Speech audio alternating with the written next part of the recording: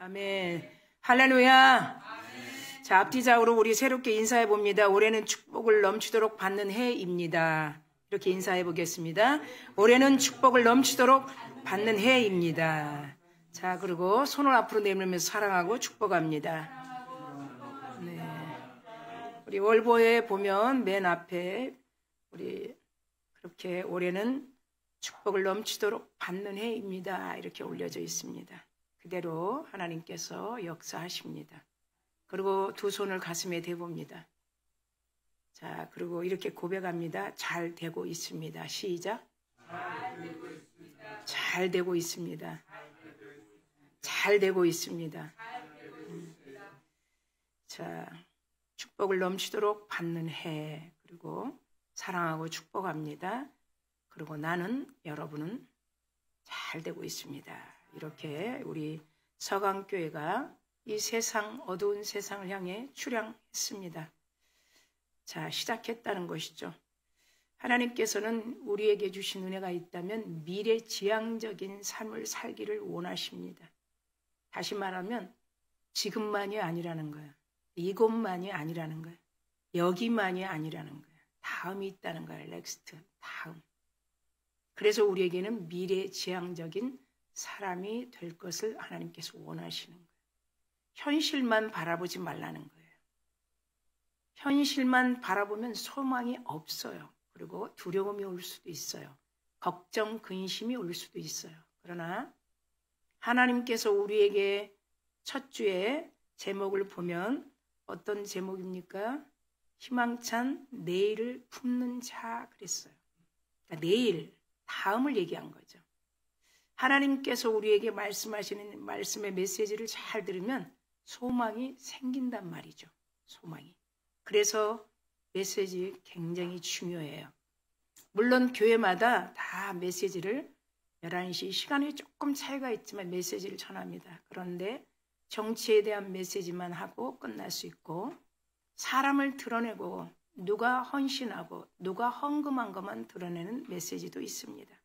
그러나 우리 서강교회는 그리스도 외수 외에는 자랑할 것이 없습니다. 사도 바울이 고린도전서 2장에 보면 나는 십자가 외에는 자랑할 것이 없다 그랬어요. 갈라디아서 6장에 보면 나는 십자가의 흔적밖에 없다 그랬어요. 그 십자가의 흔적이 나의 메인바 되었다. 예. 그래서 왜 그랬는가 그것을 오늘 희망찬 내일을 품는 자라는 이런 제목으로 우리에게 이 암울한 이 시대에 그리고 소망 없는 이 시대에 여기만 그리고 지금만 생각하지 말고 다음 그리고 다음 세대를 이끌어갈 자녀들 어쨌든 우리가 시대가 끝나면 자녀들 시대가 오지 않겠습니까? 우리 사랑하는 일의 시대도 올 것이고 그러니까 우리는 준비해야 되는 거예요. 그 아이들을 위해서 기도하고 그 아이들이 살아가는데 힘들지 않도록 기도해야 되는 것이 예배예요.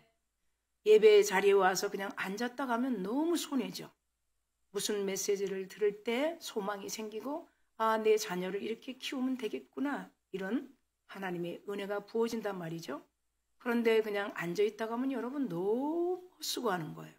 그래서 우리 서강교회는 출발부터 교회 전환으로 새 교회를 세우자 이것은 메시지도 새로워져야 되고 여러분 헌신도 새로워져야 되고 여러분 직분에 맞게 수고도 새로워져야 된다는 거예요.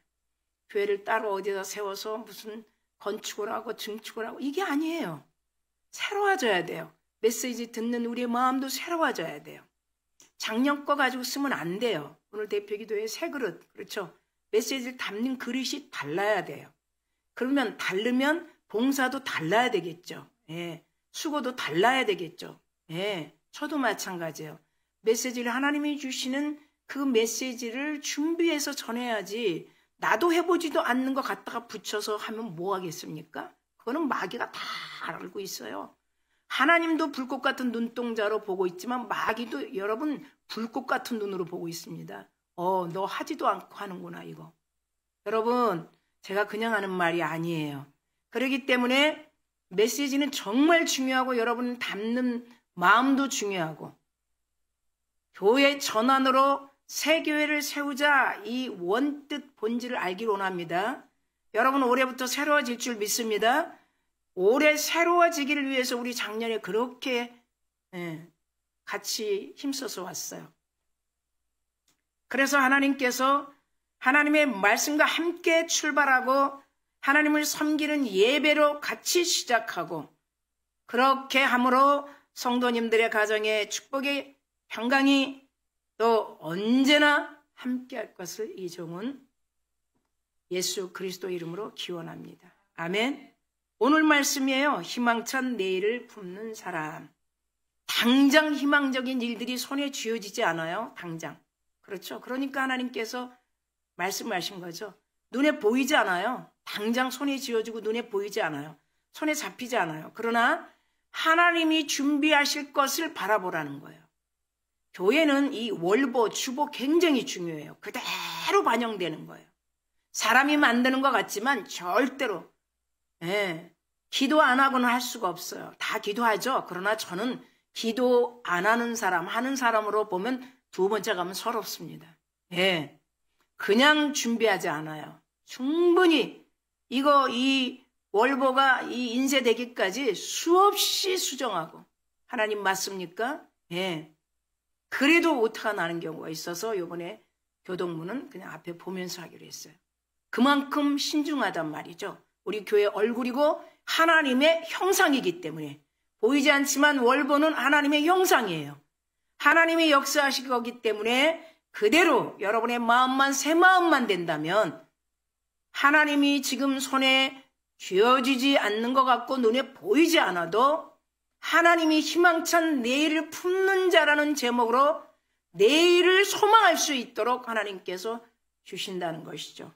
그래서 우리는 그렇게 제목처럼 희망찬 내일을 품는 자로 이 자리에 불러주셨습니다. 우리들을 위하여 준비하실 것은 우리는 뭐가 필요합니까? 물어보면 믿음입니다. 자, 따라합시다. 믿음입니다. 믿음입니다. 그래서 그러면 희망찬 내일을 품는 사람은 어떤 사람입니까? 라고 하나님께서 알려주신 것입니다. 우리에게 이런 사람이 희망찬 내일을 품는 사람이다 이렇게 알려주시는 거예요. 그래서 첫째 보니까 내일을 긍정적으로 기다리는 사람이라고요. 자, 우리 따라해 봅시다. 내일을 긍정적으로 기다리는 사람입니다. 시작. 내일을 긍정적으로 기다리는 하나님이 말씀하는 거예요. 너희들은 내일을 긍정적으로 기다리라. 이 본문에서 여러분 먹고 마시는 거 이 문제는 두 번째예요. 내일을 긍정적으로 기다리는 사람이라는 거야. 그리스도인들은 희망을 향해 나아가는 역동적인 믿음을 가지고 살아가는 사람이죠. 이건 맞죠. 당연하죠. 그렇죠. 그러니까 오늘 이 자리에 나왔죠. 우리는 과거 지향적인 그런 믿음을 가지고 있지 않아요. 미래 지향적인 믿음을 갖고 있어요. 성령님이 계속 미래 지향적인 믿음으로 우리를 이끌어 주시니까요. 우리가 성경을 잘 봅니다. 창세기 19장 26절에 보면 미래 지향적으로 가라고 했는데 그만 과거의 향수에 과거에 지나간 것을 동경하다가 그만 딱 소금기둥이 돼요. 소금기둥. 누구예요? 롯의 아내예요. 우리는 많이 지나칠 수 있어요. 지금도 소금기둥처럼 된 분들이 있어요. 답이 안 나오죠. 과거만 생각하면 과거의 향수. 내가 과거에 이랬는데, 과거에 복 받았는데, 과거에 이런 사람이었는데, 과거에 내가 이 롯의 아내예요. 창세기 19장 26절에 보면 이거를 예수님이 누가복음에서도 동일하게 말씀하셔요. 예수님이 직접 말씀하신 거예요. 누가복음 17장 32절에 보면 롯의 철을 생각하라 이렇게 말해요. 이거 경고예요. 왜니? 생각하라. 단어 자체가 롯의 철을 생각하라 그래요. 왜 자꾸 이 본문 보세요. 자꾸 너희들이 왜 염려하냐는 거예요. 우리는 이방인이 아니에요. 롯의 철을 생각하라. 누가복음 17장 32절에 명령하시면서 뒤돌아보지 말라는 거죠. 희망찬 미래를 바라보고 과거에 집착하지 말라고. 종말의 때를 종말을 노새철을 통해 말씀하신 교훈이에요. 하나님이 우리에게 바라는 것이 무엇일까요? 한번 생각해 봅니다. 내일을 기대하고 내일의 소망을 심는 믿음의 사람이 되기를 원하시죠. 우리에게 주신 그 믿음이 분명히 미래지향적으로 소망을 심을 수 있기 때문에 있어요. 왜? 그분의 온전하신 뜻이 우리 안에 있기 때문에. 네. 미래지향적이에요.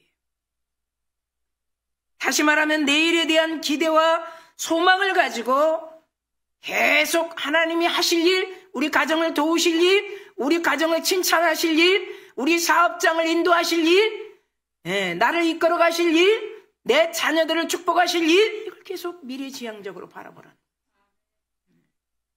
하나님의 뜻이에요.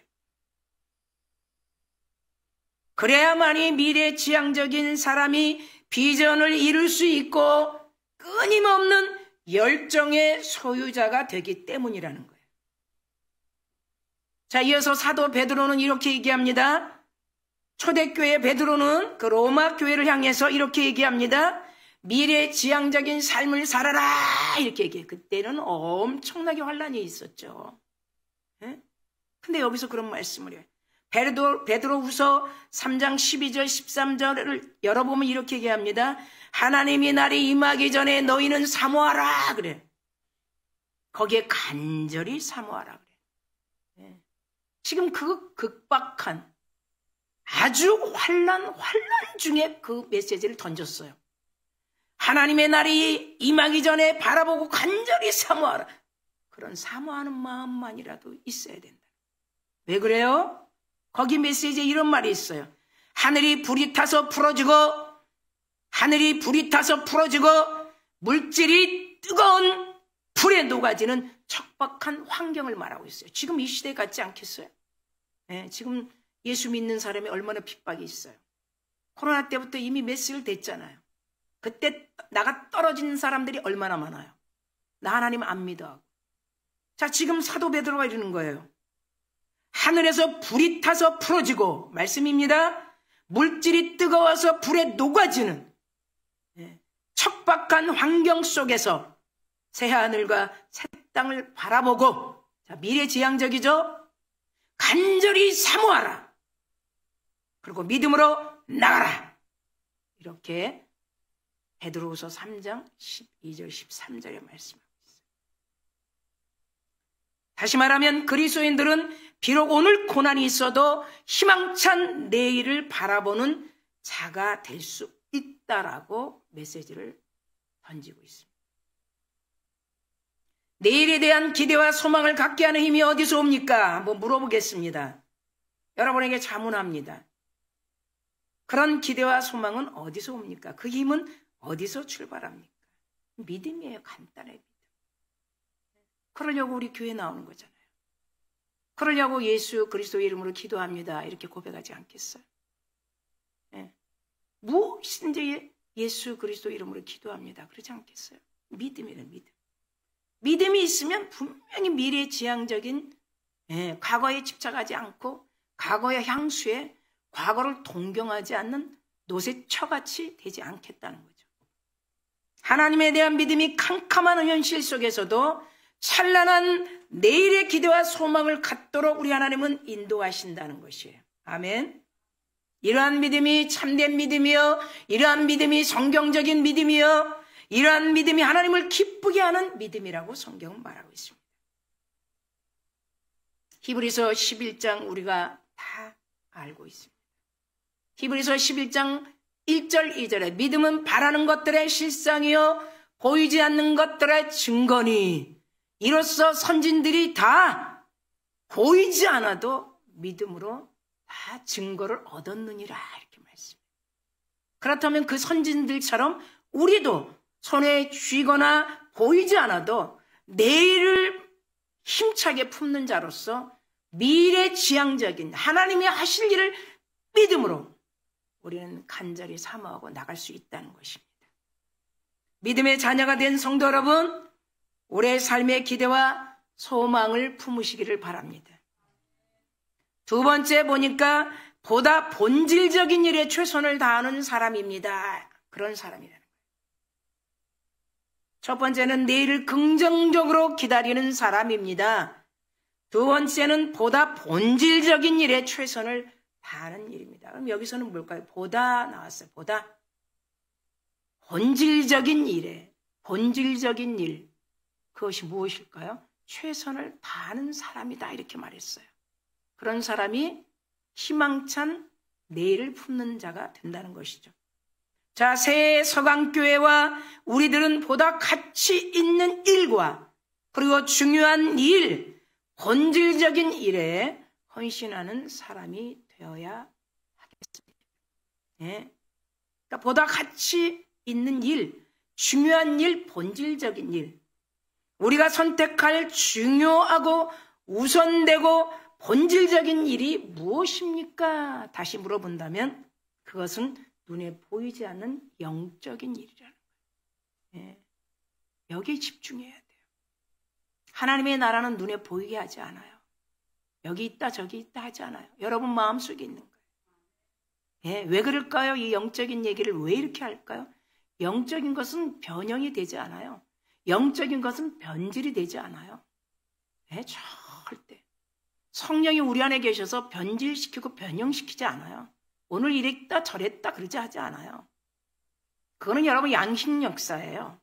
예, 동일한 마음, 동일한 균형 있게 예, 옳고 그름을 분별하게 하시고 설사 실수했다 하더라도 그걸 잘 조율시켜주는 성령님이 우리 안에 계시기 때문이에요. 그래서 우리에게는 영적인 가치가 본질적인 일로 중요하다는 거예요. 영적인 가치. 시대와 환경과 물질로 인하여 변형되고 변질되지 않기 때문이라는 것을 우리가 마음에 담아야 되겠습니다. 그러므로 성도들은 영적 가치와 성경 가치와 영원 가치와 그리고 우리의 이 관련된 일을 최선을 다해야 한다. 무슨 가치요? 영적 가치. 그 다음에 영혼 가치. 그리고 성경 가치. 시대와 환경에 따라 지나가는 일에 괜히 시간, 괜히 물질 버리는 거 이거 헛된 시간이에요. 그렇게 소비하지 말라는 거예요. 더없이 세상에 발맞춰서 아무리 우리가 해도 하나님이 붙들어 주시지 않으면 다 없어지더라고요. 저 경험 보니까 하나님이 붙들어줘요. 전대도 하나님이 막아줘요. 하나님 그러신 네가 마음대로 한번 해봐라. 예. 예. 하나님이 이길 자 있어요. 하나님이 이길 자 없어요. 하나님이 도와주셔요. 그러니까 그 말은 뭐냐면 하나님의 일이 먼저라는 거예요. 예. 하나님의 일. 우리는 그런 사람으로 부름받은 거예요. 다른 거 없어요. 우리 소명은 뭐예요? 하나님의 일이 먼저라는 거를 알게 하는 거예요. 지금까지 하늘나라 갈 때까지 그거 훈련시키는 거예요. 네 일이 먼저가 아니고 하나님의 일이 먼저라는 거예요. 그 안에서 내가 하는 일을 1000배로 하나님이 높여주는 거예요. 아멘? 네, 1000배로. 네. 하나님 말씀이에요.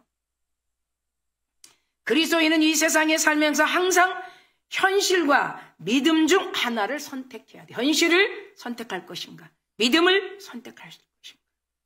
여기 서 있는 종은 믿음을 선택하기로 했습니다. 여러분도 그렇게 될 줄 믿습니다. 네. 믿음대로 되는 거예요.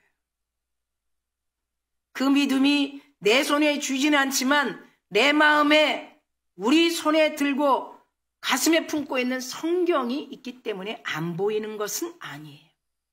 성경 66권이 분명히 믿을 수 있도록 주신 거예요. 성경책, 어머니 무릎 위에 나를 읽어주신 성경책, 더 바이블, 책 중에 책, 넘버원. 사람이 쓴 책이 아니에요. 성령이 쓴 거예요. 사람이 쓴 거면 다 잘라버려요. 여자들 다 잘라버리고 다 필요한 것만 다 만들어요. 다른 신적인 책 보세요. 다 잘라버려요. 여자 등장 안 시켜요. 고대 여러분 산파들 보세요. 고대 의사들 보세요. 이 겸자 못 써요. 절대 여자는 쓸 수 없어요. 385만 사용하는 거예요. 하나님은 어때요? 지금은? 아니죠.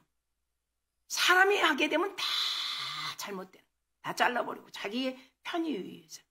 법도 보세요. 다. 입법, 사법, 행정 다 자기 기준에 맞춰서.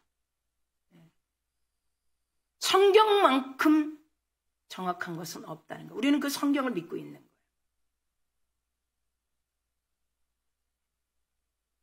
인간을 태어나게 하는데도, 그렇게 급한데도, 아이가 탄생하는데도 남자만 겸자를 쓰고 있다는 게 말이나 됩니까? 말이 안 되는 거잖아요. 여러분, 우리 하나님의 말씀, 하나님의 성경 보세요. 얼마나 여자들을 등장시킵니까? 여자들을. 믿음하면 여자예요, 여자. 그것이 성령을 통해서, 오순절을 통해서 교회를 세우니까 교회는 그의 신분이 그랬어요. 그럼 남자 여자 필요 없이 교회에서 예배 드리는 자들은 다 신부라는 거예요. 신랑 대신 예수를 향한 믿음이 있다라고 말하는 거죠. 그의 몸이니 그의 몸 안에 지체가 연결되고 공유되고 결합되는 그거를 사도 바울이 말하고 있어요. 우린 다 신부예요. 오직 그 신랑 대신 예수를 향해서 바라본다는 거죠. 현실의 눈에 보이는 삶이 필요를 말하는 건 당연한 거예요. 현실에 보이는. 사람은 누구나 무엇을 먹고 마시고 입고 살아가느냐에 현실적 필요를 채우기 위해 살아가는 것도 맞아요. 안 맞지는 않아요. 그러나 그 필요의 충족에 따라 행복과 불행은 나눠진다는 거예요. 현실의 필요에 따른 충족. 그렇죠. 미래지향적인 내일을 소망하고 바라보는 충족. 행복과 불행은 이렇게 갈라지게 돼 있어요. 저 같은 이 바보도 다 느껴집니다. 하나님 앞에서 저는 뭐 아무것도 아니잖아요. 근데도 이 사람 눈에 보여져. 느껴져요. 성경이 온전한 거예요. 그러니까 우리에게는 뭐를 결정하게 해요? 현실의 충족에 만족하지 말라는 거예요. 거기에 힘을 다하지 말라는 거예요. 그게 본문 메시지예요. 하나님이 이미 이방인들이 구할 거, 그리스도인들이 할 거 딱 분리해놨어요. 긴 말씀이래요.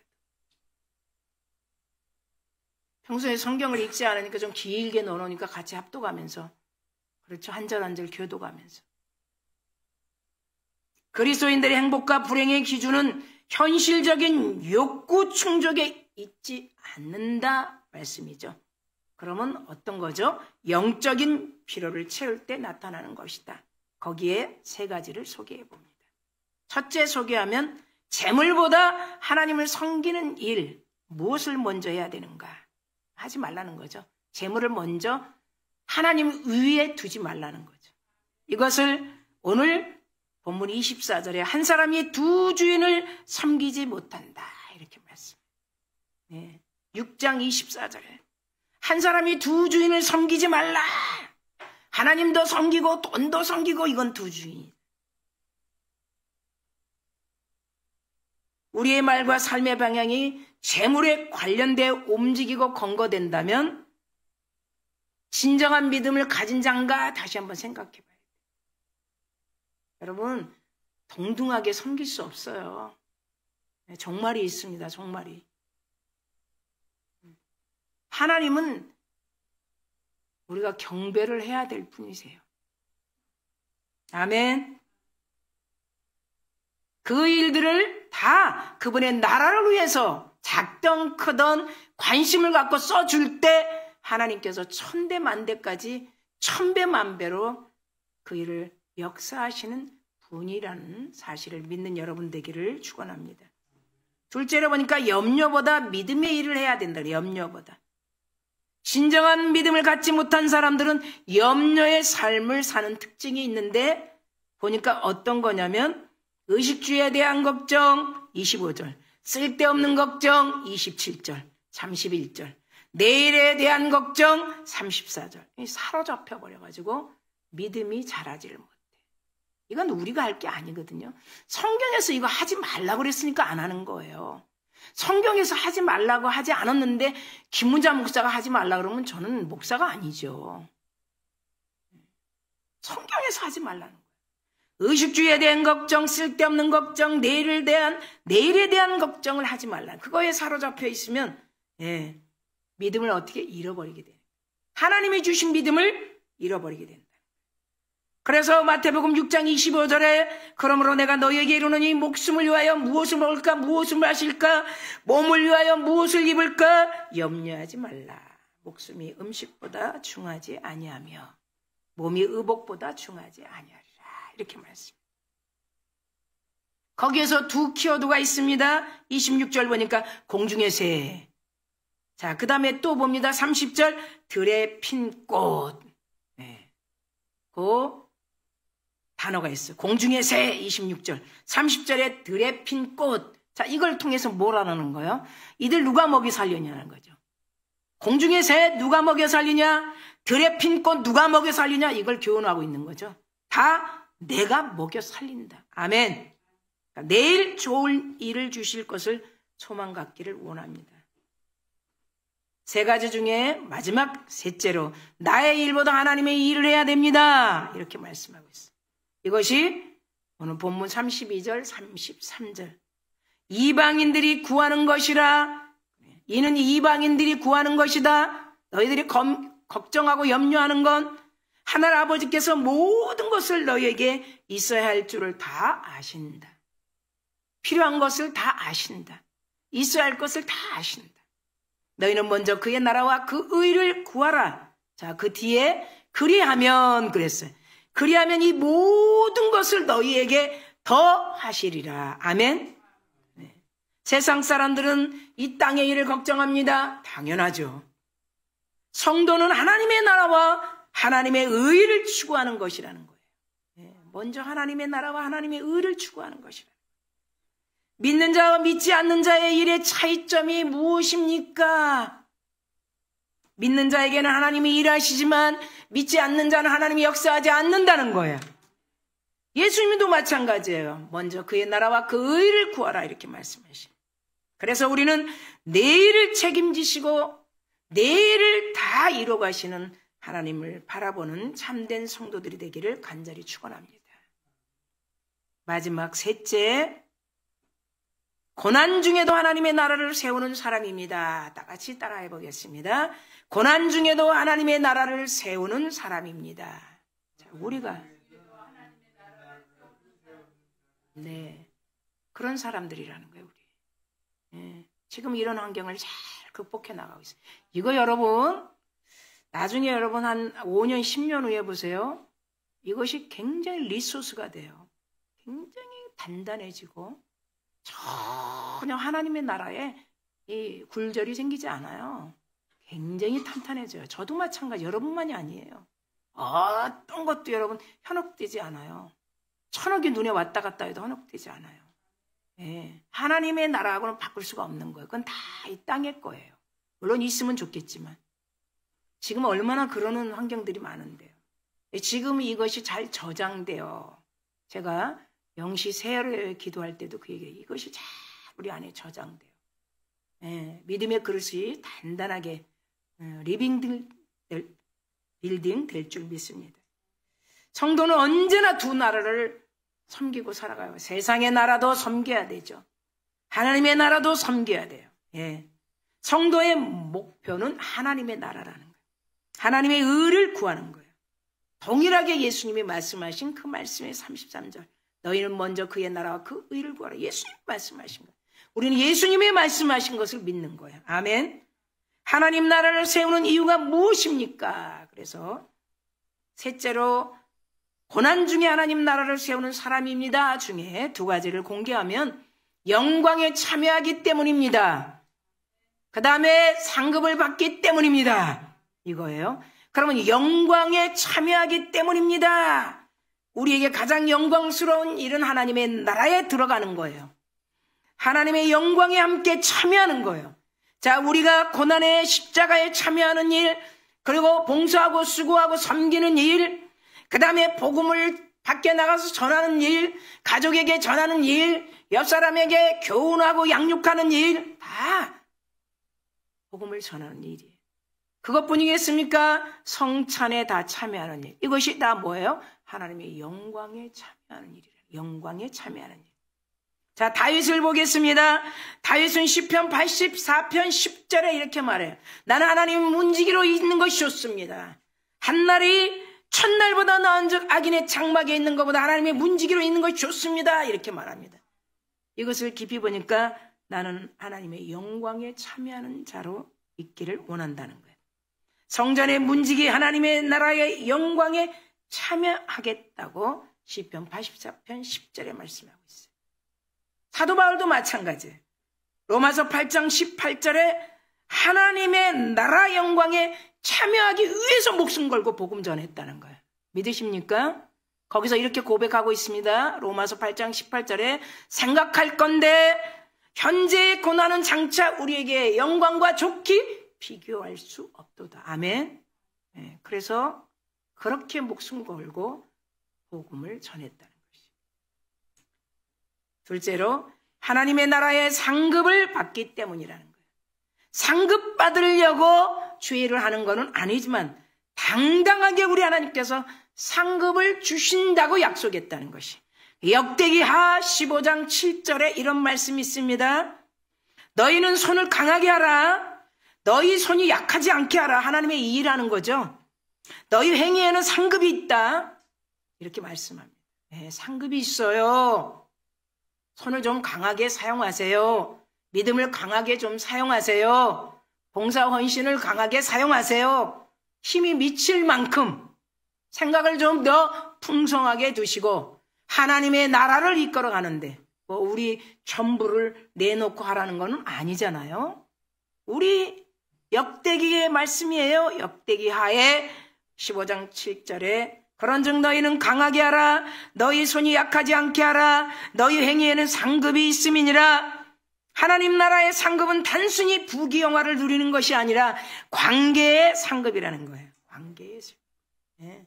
하나님과 관계의 상급. 그 다음에 사람과의 성도들과 교우들과의 관계의 상급. 네. 이렇게 이어지는 거예요. 그래서 여러분 창세기 15장 1절에 보면 기억하는 말씀이에요. 아브라함에게 한 말씀이에요. 아브라함아 두려워하지 말라. 너는 내 방패여 너는 나의 큰 상급이다. 아멘. 네.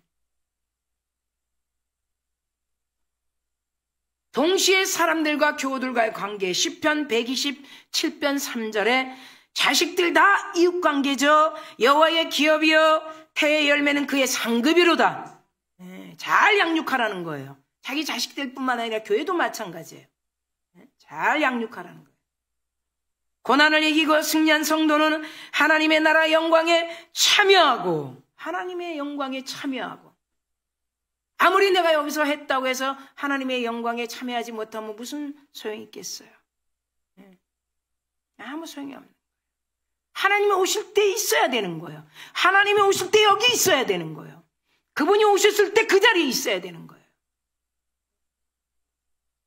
영광에 참여하고 상급을 받기 때문에 끝날까지 훈련은 그분 오셔야 끝나는 거예요. 우리 이 종의 훈련은 어떤 한국교회 종들도 훈련은 안 끝나요. 훈련 끝났다고 하는 건 다 거짓말이에요. 그분 오셔야 훈련이 끝나는 거예요. 장로도 마찬가지예요. 네. 거룩을 위해서 달려가는 것이고 성도의 머리로서 장로는 그렇죠? 교회를 돌보고 그러려고 장로 되는 거 아니에요. 네. 하나님의 나라를 돌보기 위해서 목사도 마찬가지 같이 치리하면서 성도들이 잘 이끌어 최선을 다하고 네. 어떻게 해서든지 하나님이 맡기신 교회를 잘 이끌어갈 수 있도록 네. 힘 닿는 데까지 우리 새 사랑하는 성도님들은 하나님의 영광에 참여하고 상급받는다는 것을 기억하기를 간절히 축원합니다. 또 새 비전과 소망을 가지고 우리 마음에 계속 희망찬 내일을 품는 자 첫 주부터 우리 서강교회 여러분의 비전은 이미 출항된 거예요. 네. 하나님의 나라 갈 때까지 시작된 거예요. 다시 52조를 향해 그 줄이 암초에 걸리지 않을 것이고 잡초에 걸리지 않을 것이고 가다가 풍랑이 없을 것이고 하나님 말씀하신 거예요. 하나님이 넉넉하게 출향이 잘 이루어질 수 있도록 여러분 도우시겠다고 하나님 말씀하신 거예요. 그런 우리 소망을 가진 성도들 되기를 간절히 원합니다. 말씀을 맺습니다. 여러분은 희망찬 내일을 품는 사람입니다. 첫 주에 이 말씀을 가슴에 딱 품으셔야 돼요. 첫째로 내일을 긍정적으로 기다리는 믿음의 사람입니다. 둘째로 보다 그 본질적인 일에 최선을 다하는 사람입니다. 형편대로 하나님의 형편을 알지 않겠습니까? 셋째로 고난 중에도 하나님의 나라를 세우는 사람입니다. 하나님 나라에 동참하는 거예요. 정말 하나님의 나라에 동참하는 거예요. 사람의 나라에 동참하는 게 아니에요. 우리의 서강교회에 필요한 믿음은 어떤 환경 속에서도 하나님 나라를 바라보는데 미래에 대한 기대와 소망을 갖는 것입니다. 사랑하는 성도 여러분, 이렇게 하나님의 나라가 시작되었고 여러분 삶이 더 넉넉하게 미래와 비전과 소망으로 이끄시는 그 하나님을 찬양하며 나갑니다. 기도합니다.